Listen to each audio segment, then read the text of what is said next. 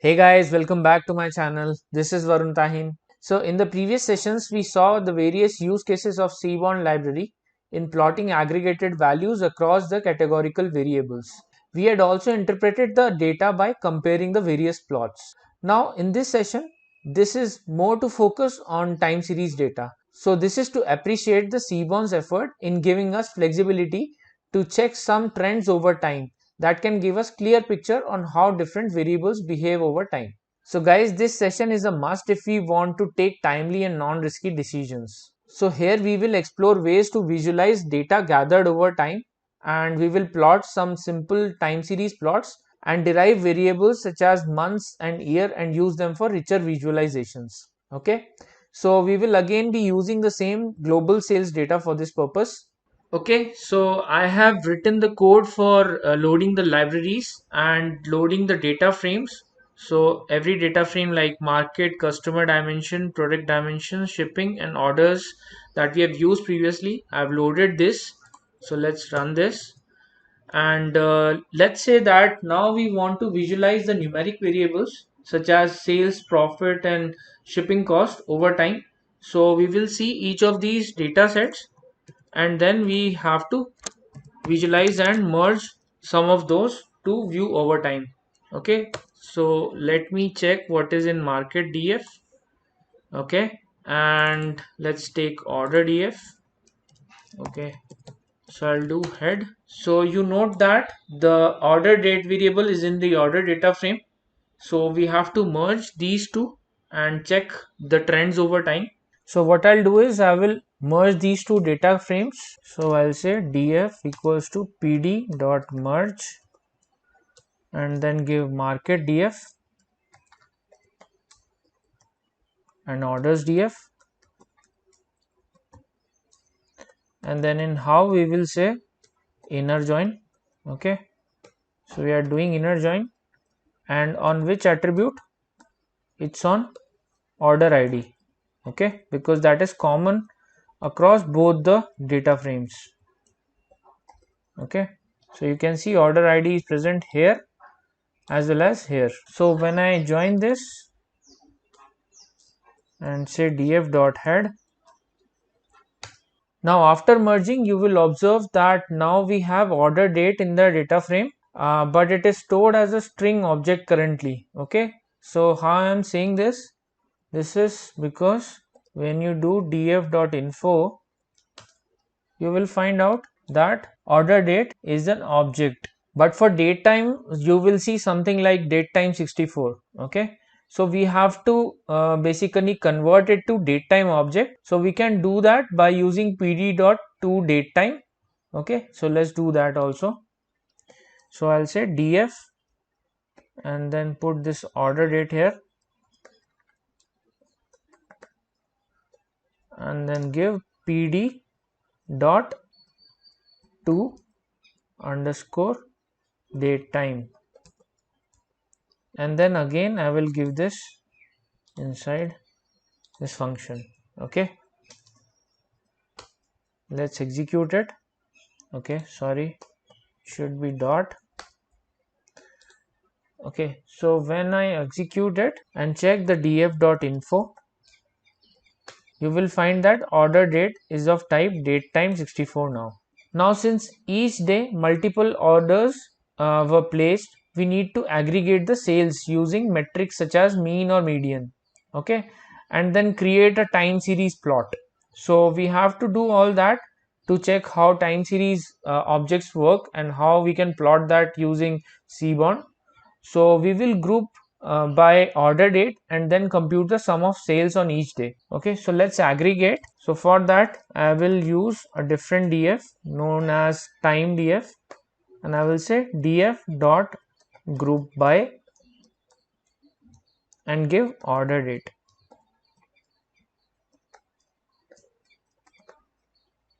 Okay, so we are grouping on sales. Okay, and taking the sum of it. Okay, so these concepts we have already covered guys in the previous sessions. If you are not thorough with that, I would recommend you to go through each of those sessions first. Okay, so this is, it is doing a group by clause on the order date, taking all the sales and doing the sum for each of those groups now. Okay, now I will do a print on this. So I'll say time underscore df dot head. Okay, and check the type of it also. Okay, so let's check it type. I'll say type of time underscore df. Okay, sorry, this will be group by. You can see that it is of type panda core series, and now sales have been aggregated and kept in a series per date. So now we can create a time series plot using sns.lineplot. So let's do that also. So now I'll say plt dot figure and give the fig size as 16,8 and give sns dot line plot, and then inside it we'll give data as the created df, which is time underscore df, and say plt dot show. So here you can see that it has plotted all kind of trends for order date versus sales across the different dates. Now it is often helpful to use the derived variables from date such as month and year and use them to identify the hidden patterns. Okay, so for that we need to create some derived variables, okay, and extract the month and year from the date. So let's create some of the derived variables. So I'll create month separately. Okay, so I'll extract it from the order date. So I'll say order date, and I'll say dot dt dot month. Okay, so remember guys that this is a datetime object, so we can do various operations like fetching a month or year or day and several other things. Okay, and then likewise I will do for year also. So I'll separately create year derived variable, and I'll say dt dot year here.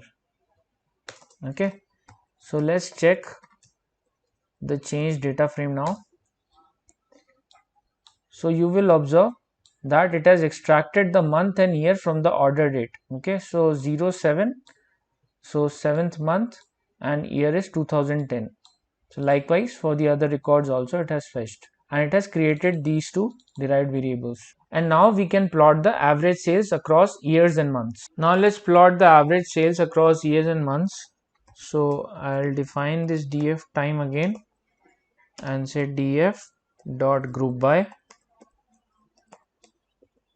and give two columns here, okay, instead of one. That is, first is year and second one is month. Okay, and then do sales dot mean, and let's do reset index also. So it will redefine the index here, and let's check the head now for this. So this has grouped now, and now let's plot the figure. So I'll say plt dot figure, give the fig size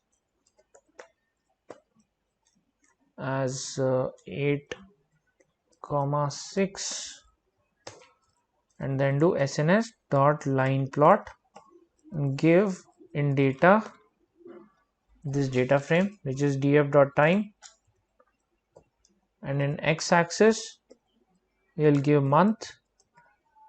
Okay, so there are various parameters that we can give, so we are just defining the x and y axis now. So in y axis we will say sales, and I'll give hue also here, okay, because there are three parameters that we need to plot in a single plot.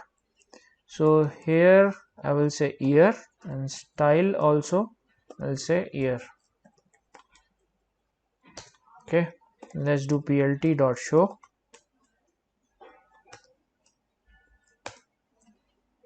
So you will observe that it has plotted all the trends of sales across each of the dates, and you will get a line plot for each of these years. Okay, so you are seeing this legend here. So this is called a legend, which will define each of the lines for each of the years. Okay, so let's check for 2012.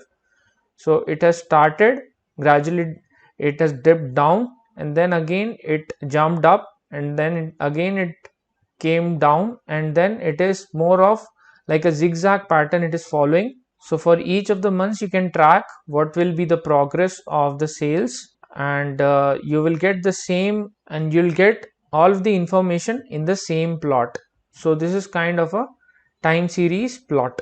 So you can easily derive from this figure that between August and October the dip in sales is observed for each of these years. Okay, so there might be some patterns which are hidden and which we are not aware of, but it is seriously dipping the sales throughout the years. Now there is another way to visualize this numeric variables such as sales across years and months.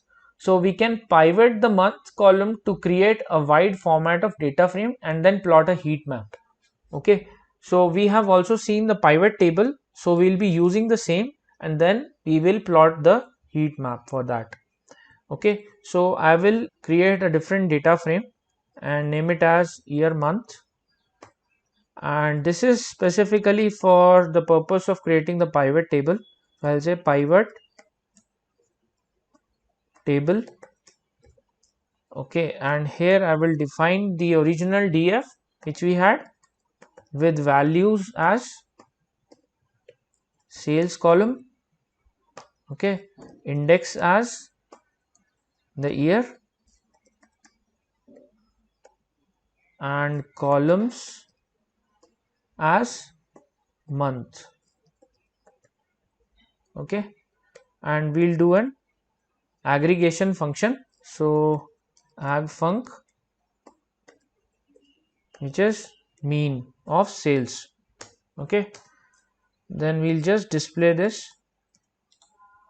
pivot table.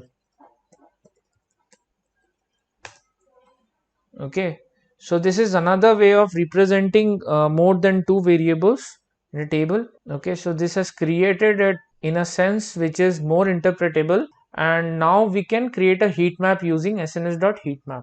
Okay, so what we'll do is we'll again define a figure with a fig size of, let's say, 12,8 this time, and then do sns.heatmap, and then give this pivot table which is year month with a cmap.